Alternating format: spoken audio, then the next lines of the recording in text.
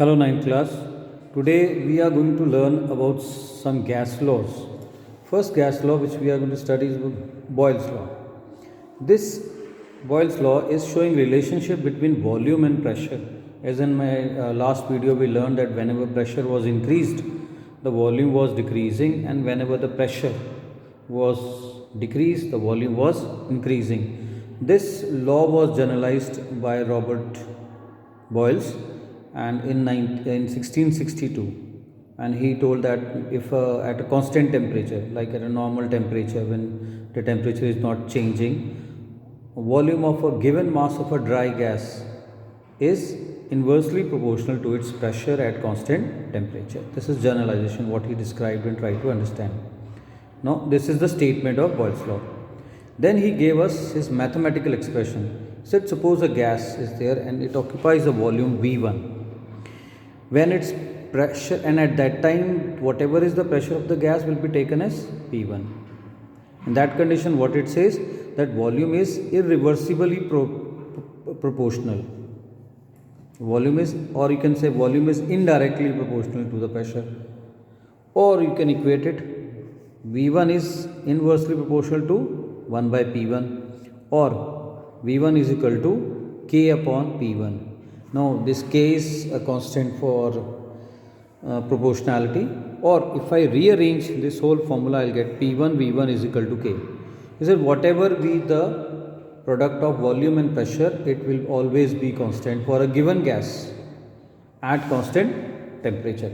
Now same gas I will be considering at another same gas when its volume is taken to be V2. At that time the pressure of the gas will be taken at P2, and when V2 is taken at then P2 to temperature will remain same, at same constant temperature.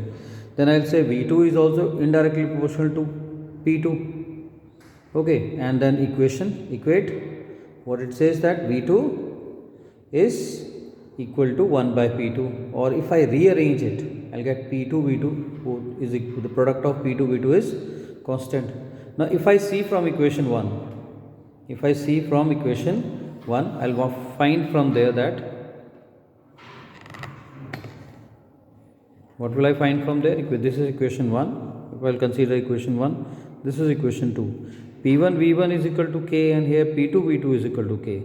That means P1 V1 is also equal to P2 V2, and they are constant. And at that time the temperature is constant. This is Boyle's law equation. What generally it means, that whenever the volume will increase, the pressure will decrease, and whenever the volume is going to decrease, the pressure will increase. This is what the simplest definition for a Boyle's law can be given. Similarly, if I try to show graphically this whole thing, so I can draw a graph of three types: volume versus 1 upon P, volume versus P, or PV versus P. So first one I will see, it's a volume versus 1 upon P. If the volume is taken and pressure is taken on the pressure is taken 1 by P on x-axis and volume is taken on y-axis, whatever is the volume here, the pressure will be according to that only. Here if volume is at 4, the pressure will be here, according to that a quadrant is formed. Okay, and what is there? A straight line will be obtained passing through the origin. What type of graph will be there? When I am plotting volume against pressure, I will get a straight line passing through the origin. Now second graph which I am getting, that is when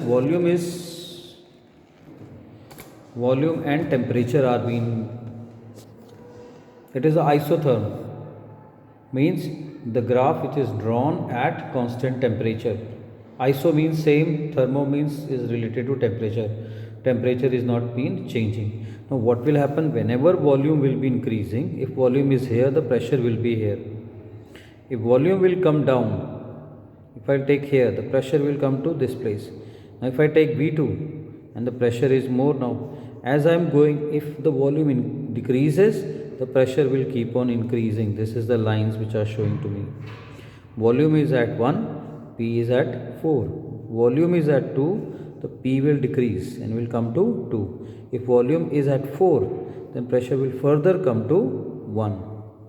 And what ultimately I am getting is 4 into 1 is equal to 4. 2 into 2, in this condition 2 into 2 I am getting 4, and 1 into 4 I am getting it 4. The volume and pressure product is always constant. Is it okay? A hyperbolic curve is obtained. Then if I take PV against pressure or PV against volume, if I take volume or pressure here and I'll PV over here, it will be a straight line, because PV is always constant. It is not going to change. Whatever change may occur here on pressure or volume, this thing will not be changing. Now coming to the next is, what is the significance? Where we can use this law? We learned that on increasing the pressure, volume is decreasing. So that means what? When volume is decreasing, the gas density is increasing. The molecules are coming near to each other. So atmospheric pressure is low at very high altitude, and pressure is very less when you are going to higher. See, on the Earth's surface, around 18 kilometer pressure is there on your head, but 18 kilometer atmospheric strength is there, and the height is there. If we keep on moving, going up, the height will decrease and the pressure will also decrease. So at the high mountains, Mount Everest and other, you have seen the mountaineers are carrying oxygen cylinder with them. Why? Low pressure, more is the volume. When volume is more, the molecules of air will go apart, away from each other. So at a high altitude, oxygen is very less. It's very difficult to breathe over there. This is the reason they are carrying oxygens with them. And there is one problem coming. Some people ask that when we increase the pressure, volume should decrease. But when we are blowing air into the balloon, this thing is not happening. When we put pressure inside the balloon also, volume also increases.